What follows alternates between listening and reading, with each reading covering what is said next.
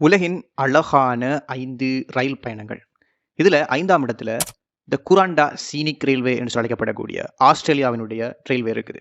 குறிப்பாக இந்த ரயில் பயணம் பார்த்தோம்னு சொன்னா, மலைக்காடுகள், அருவிகள்னு சொல்லி இயற்கை காட்சிகளை அப்படியே கவர்ந்த மாரி செல்லும். குறிப்பாக இங்க காணப்படக்கூடிய ரயில் சுரங்கங்கள் பார்த்தோம்னு சொன்னா, அந்த பாலங்கள கடக்கிற சீன்ஸ் எல்லாம் வந்துட்டு மிகவும் அற்புதமாக இருப்பதாக கூறப்படுகிறது. அதுபோல 4ஆம் இடத்துல பார்த்தோம்னு சொன்னா, த டிரான்ஸ் அல்பைன் என்று அழைக்கப்படக்கூடிய நியூசிலாந்தினுடைய ரயில் பயணம் இருக்குது. குறிப்பாக பசிபிக் பெருங்கடல், பனிமலைகள், புல்வெளிகள், ஆறுகள் வழியாக மிகவும் அழகான முறையில் வந்துகிட்டு இந்த ரயில் பயணம் அமையும். உலகில் காணப்படக்கூடிய மிகவும் அமைதியான மற்றும் இயற்கைக்கு அருகாமையாக காணப்படக்கூடிய ஒரு ரயில் பயணமாக நாங்கள் இந்த அல்பைன் நியூசிலாந்து காணப்படக்கூடிய அல்பைனை வந்துட்டு குறிப்பிடலாம். அதுபோல 3ஆம் இடத்துல பார்த்தோம்னு சொன்னா த வெஸ்ட் ஹைலைன் லைன் சொல்லப்படக்கூடிய ஸ்கொட்லாந்தில் காணப்படக்கூடிய ரயில் பயணம் இருக்குது. குறிப்பாக ஹாரி பாட்டர் படத்தில் வரக்கூடிய அந்த கிளென்ஃபினன் வியாடக் பாலம் பார்த்தோம்னு சொன்னா இதே ரயில் பாதையில தான் நாம் அமைந்து காணப்படுகிறோம்.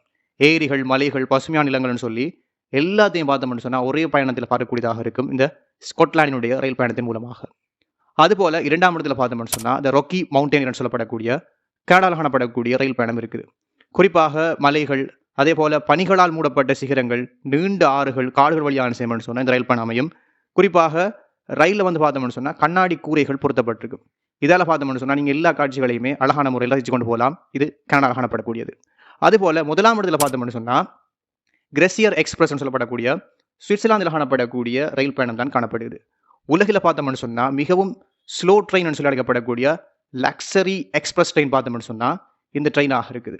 பனிச்சிகரங்கள், ஆறுகள், ஆழமான பள்ளத்தாக்கள் வழியாக வந்துட்டு அழகான முறையில் என்ன செய்யணும்னு சொன்னால் ரயில் பயணம் இருக்குமா. குறிப்பாக பார்த்தோம்னு சொன்னால் இந்த ரயில் பயணமானது ஜெர்மெட்லேருந்து சென்ட் மோட்டிஸ் வரை அமையும்னு சொல்லி குறிப்பிடுகிறாங்க.